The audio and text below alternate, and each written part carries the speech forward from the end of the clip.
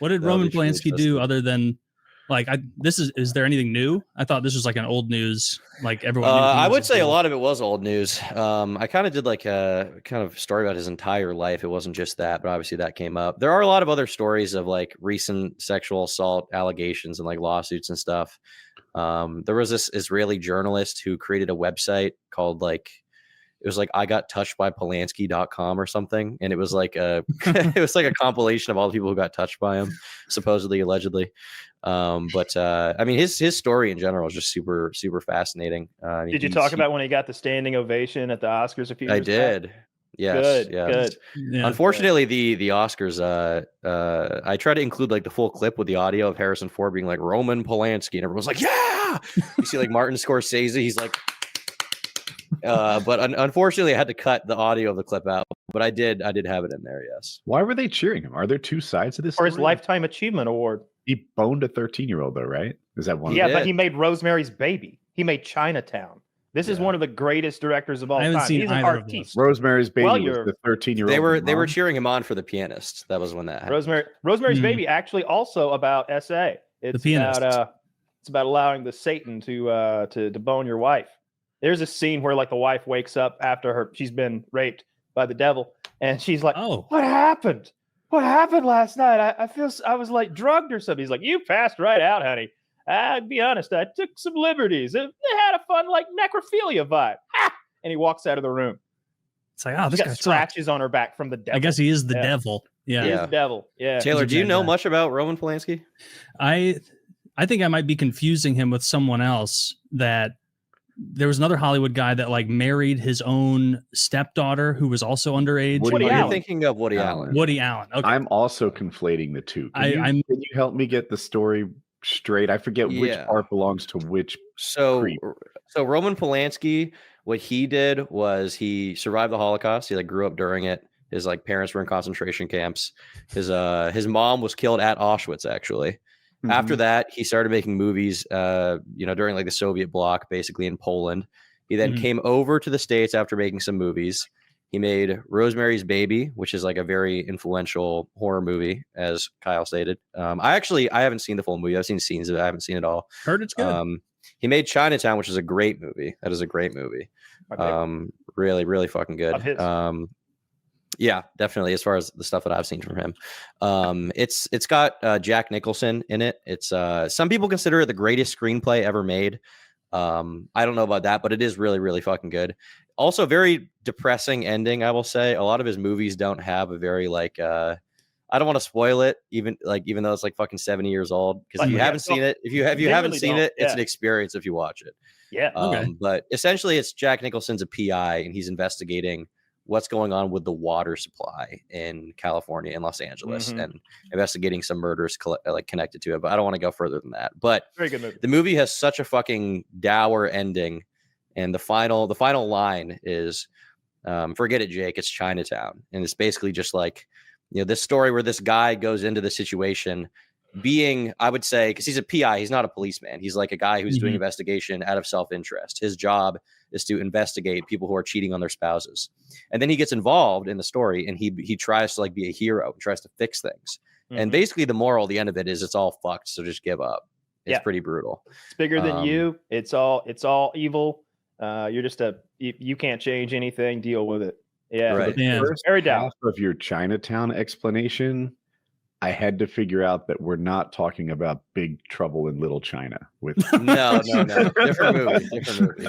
I don't remember it being that dark. Kurt Russell, he didn't make that Kurt Russell romp from the 80s. No, I'm afraid not. Because also a great movie, by the way. I'm gonna think of it. I don't remember a lot of Chinese people in Chinatown. It's full of Chinese people. The star is Chinese. They make it seem like Kurt Russell's the star. He is the sidekick. No. I mean, in just Chinatown with Jack Nicholson. I don't remember a lot of Chinese people. Yeah, no, none of them. Well, there should be. It's in Chinatown. What would they say? This is like 19. Sure, Jack Nicholson. Jack Nicholson. They talk. They call him his actor name. They call him Jack. They call him Jack Nickerson. Nickerson. I like that. So I mean, if the ending like moral value of Roman Polanski's Chinatown was like everything's so fucked, you can't do anything to change it. Why even bother? You think that that played into his like, wow, 13, 18. We're floating through the cosmos here. I think a lot of his early experiences definitely made him very like morally apathetic. Very jaded. Probably, I would guess, yeah, and just kind of like ambiguous as to what is even right and wrong. I think for sure. His justification when he did it was she already had sex when I fucked her, so it's okay. That's what he said. And then he said that she was crazy. And then actually the one detail of the story that is usually overlooked is that he actually molested this girl at Jack Nicholson's house. True, in the hot tub. Yes. Oh no. And he also drugged her. He gave her Quaaludes. Yeah. Yeah. Well, I mean, I think that was just what you did in those days. He was Sharon Tate's baby daddy, right? I don't know if they got married, but they were married actually. Yes. Okay. He impregnated Sharon Tate. He was also because he's European, which means he's a pedophile. But on top of that, he just fucks around a lot. So he would like have a lot of orgies and stuff like that. Isn't it wild that guy can pull it off? That should give everyone listening to this hope. Google what Roman Polanski looked like at his height. Okay. And when I say height, it's a fucking joke. Okay. Yeah, that's his punchline. He is 5'3". Didn't know that. Yeah. Little fucking Polish guy, right? He probably was looking around going, Polish. she's way too tall to be 13. But he's rich and famous, right? But yes, he is. He's competing with rich and famous men, though. Like it's not like he like found some person like some regular person. Sharon Tate was a beautiful movie star herself. You've probably seen Once Upon a Time in Hollywood, where this is all played out. Yeah. Well, I mean, that's obviously him as a 60-year-old man. For those in the audience, or Taylor or Woody, I don't know if you guys know this, but his wife Sharon was murdered by the Manson family. Charles Manson. That was the one from. Yes. Yeah. That was a Once Upon a Time in Hollywood. Yeah. But okay, I've seen that. Yeah. It's a really crazy. It's like he survives the Holocaust, comes to the U.S., creates like amazing movies, groundbreaking horror movies. His wife gets murdered, and then he makes Chinatown, and then he molests a 13-year-old. He flees the country. While he's fleeing, he's still making movies. He makes The Pianist and wins, I believe, Best Director while he's over and hiding like Sweden. He made The Pianist. What is that the one with Adrian Brody. Adrian Brody. He made that. Yeah. That's such a good movie. That's what he won Best Director for. And that's when Harrison Ford was like Roman Polanski and he wasn't there. And Jack Nicholson's in the audience like, yeah. And Martin Scorsese's like, and that was post molestation. The Pianist. Yeah, that was like 30 years after he did it. Yeah. It's a modern movie. I've never seen that movie because it's like Taylor, so it's no longer true story. It's a true story. It is the most boring sounding. Like I didn't even know it was a Holocaust movie. I'm like, I'm not gonna watch some fucking movie about a piano player. No way. It's a good Adrian movie. Brody is a famous pianist, and he is hiding from the fucking Nazis. He's being hid from it at times. There's this everyone else in the attic's like, stop, shut the fuck up. He's over there banging. Oh yeah, you couldn't get us all caught, you son of a bitch. And it's directed by Roman, who lived through the Holocaust, which makes it better because he saw authenticity. Is if this guy doesn't stop playing Camp Pound Races, we're in trouble. I was gonna make that joke with chopsticks. Yeah, he's not even. So you hear Compound Races? Yeah, he was only the. Damn. So it sounds like he made some good movies, but he also raped. Man, to be a Holocaust survivor and make good movies and have a murdered wife, like and rape. I can't imagine more like goodwill, like more people being like, oh man, this guy making great movies and just the worst life imaginable, and then just boom. Ruined by being raped. But the crazy thing is that it really didn't ruin his life. I mean, he fled the country and just kept making movies, and then won Best Director. He won an Oscar. And Adrian Brody won, I think, Best Actor for that movie as well. I think they also won Best Score. I think the only thing they missed out on was Best Picture. I think that's the only one they missed out on for that year. Yeah, but they won everything else. So yeah, he's a super prolific guy. Super interesting story. Is there any evidence that he's carried on with this, or? Look, I do kind of want to, when I hear about in the 60s at a celebrity party, like he did something with a 13-year-old, I'm like, all right, well, that's not exactly going to daycare and assaulting someone. There was a 13-year-old on drugs in a I'm told she looked tub. 14. Here's the thing. He actually didn't beat her. He actually didn't beat her at a party. He approached her mom. Because her mom was like a friend of his, and he was like, I want to take pictures of your daughter for Teen Vogue or something. Never mind, I withdraw. And his mom was like, okay. So he took pictures of her on like a hill, naked, brought her home. The next day, he brings her over to Jack Nicholson's house alone. Jack Nicholson's girlfriend is there. She leaves. He drugs her and molests her alone, and then brings her home. So that's what he did. And then he left. And then as soon as he went to Europe, he dated a 15-year-old. What was she wearing? Not much. Probably a bunch of like Oshkosh Bagosh loafers for animals outfits or something. Yeah. You should look up what was Roman Polanski's victim wearing. I think that would go really well. Oh yeah, your search history. Jeez. Well, what a ghoul! And they stood up and they clapped. Wait, when was this clapping for him?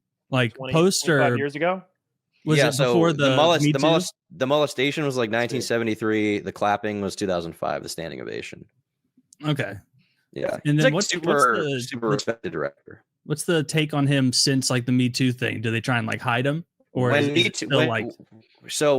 Too happened, a big thing early on was this petition that a lot of directors had signed, because while Roman was on the run from the U.S. authorities, there were proceedings in Europe to get him extradited back to the U.S. So he was placed under house arrest in Sweden, I believe, for a short amount of time. When that happened, a bunch of Hollywood people wrote out this petition saying, we want him to be released. He's not hurting anyone, despite the fact that when he was on house arrest, he was bragging like, I've got a bunch of 16-year-olds at my house right now. There were a bunch of directors and people who, it was like 100 names. It was like Martin Scorsese, I want to say Woody Harrelson, Natalie Portman, a bunch of different people that wrote out this petition or signed this petition. But that was pre-Me Too. Whoopi Goldberg defended him on TV. What's his name? Johnny Depp was like, I mean, why are they going after him now? It's been so long. But when Me Too happened, a lot of people did like sort of apologize for that, I would say. But yes, so he was a conversation during Me Too. And when that happened, a lot of other actresses came out and were like, he molested me or raped me or sexually assaulted me. I don't know about the validity of those, but I know the 13-year-old thing happened. There's a whole IMDb list. Usually it's like best thrillers, and this one's like everyone who signed the Roman Polanski petition. There's a lot of big people in here. Yep. You're right. Now, let me ask you this. Is there any, on the other side of this argument, is there anyone who says that the girl was, I don't know, mentally ill, she lied, she made up stories, this is or like she had a vendetta, she wasn't picked for this role when it was promised to her, her mother put her up to it? Is there any of that like at all? So I wouldn't say from Roman. At the time there were a lot of like media articles kind of painting him as like he's just a guy who gets pussy and she is like kind of a slut, like in the American media. And the European media, the way it was viewed was like, well, Americans have an obsession with sex. Over here in France, the age of consent is 14 or 15, whatever it was at the time. So we don't really see it as a big deal and whatever. Obviously, as time has passed, a lot of people's views and attitudes on that have changed. But I mean, at the time, he was really hot shit. I think in an article, Jack Nicholson's girlfriend was quoted being like, well, she didn't seem distressed when she left the house. So it's like, whatever. But yeah, there were a lot of different, sort of takes at the time. I think that at the time that it happened, it was not seen as like as big of a deal. Obviously, the media reported it as like this happened. The judge at the time tried to throw the book at him. And part of the reason that he ended up fleeing is because the judge was kind of fucking around during the case. And he was trying to get him in more jail time than the law would have allowed, which is like it's kind of an upsetting thing that the judge, while trying to imprison a pedophile, ultimately fucked up the case. There was like these leaked text messages from, I want to say 2010, when there was talks about extraditing Roman back to the U.S. to face trial. And this judge from California was like, I pity anyone who's going to take on this case, because the last judge who mishandled it so poorly that we're going to have a lot of problems. He's probably just going to be let go if he gets back in. And then that judge is going to get a lot of shit for the ruling. So, yeah. Makes sense. So now we just have to let him live out the rest of his life. He's pretty old. He's like 91. So he'll be dying pretty soon. He's near the end. He's probably got a new movie on, like, coming out next year, dude. Did you know that Harvey Weinstein signed it?